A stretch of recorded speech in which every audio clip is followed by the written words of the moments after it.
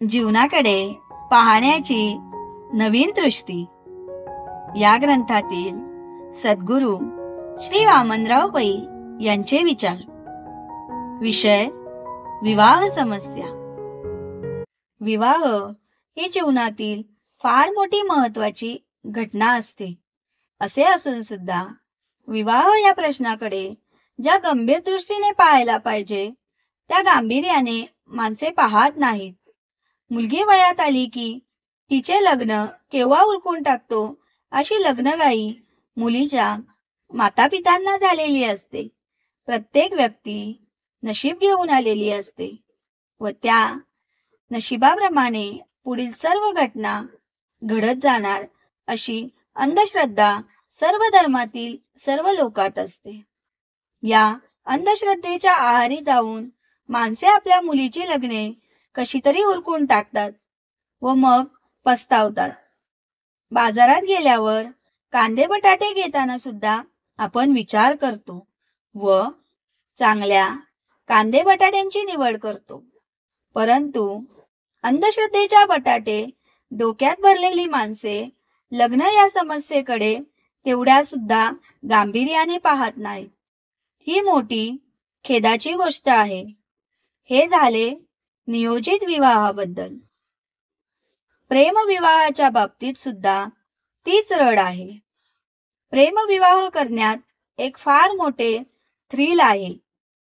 अशा कल्पनेच्या आहारी जाऊन मुले आणि मुली एकमेकांच्या प्रेमात पडतात. प्रेम या शब्दाचा अर्थ सुद्धा या अक्कलशून्य मुलामुलींना माहीत नसतो.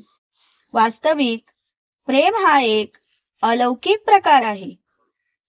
ज्याप्रमाणे चिंतामणी, कल्पतरू, कामधेनू या दुर्मिळ वस्तू आहेत त्याप्रमाणे प्रेम ही एक दुर्मिळ गोष्ट आहे. खऱ्या प्रेमात अपेक्षा नसून त्याग अंतर्भूत असतो. खऱ्या प्रेमात एकमेकांसाठी सर्वस्वाचा त्याग करण्याची तयारी असते. असे हे अलौकिक प्रेम दुर्मिळ असते. परंतु या सत्याची जाणीव नसलेली मुले मुली प्रेम या गोष्टीचा विपर्यास करतात व प्रेमाच्या नावाखाली लैंगिक आकर्षणाला बळी पडतात.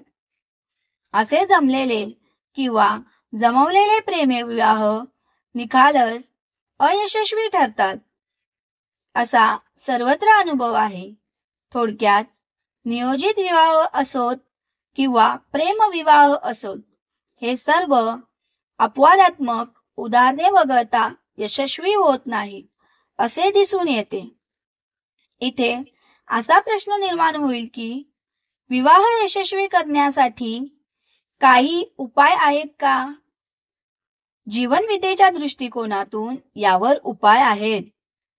नियोजित विवाह किंवा प्रेमविवाह जमविताना सर्वसाधारणपणे सौंदर्य, पैसा, संपत्ती, समाजातील प्रतिष्ठा या गोष्टींवर विशेष भर दिला जातो.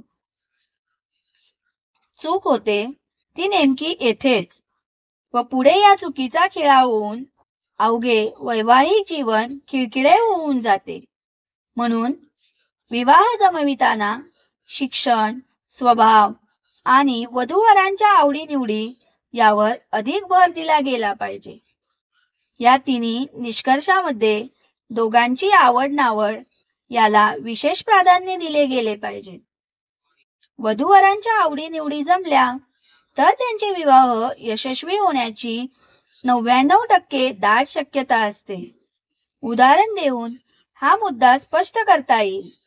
मुलीला जर सिनेमा नाटकाची आवड असेल व मुलाला कीर्तन प्रवचनाची आवड असेल तर असे विवाह यशस्वी होणे अशक्य आहे. थोडक्यात विवाह जमविताना वधूवरांची एकमेकांना न फसविता प्रामाणिकपणे आपल्या आवडीनिवडी स्पष्ट केल्या तर मुलामुलींना एकमेकांची निवड करणे शक्य होऊन ते विवाह यशस्वी होतील. विठ्ठल विठ्ठल. जय सद्गुरू. जय जीवनविद्या.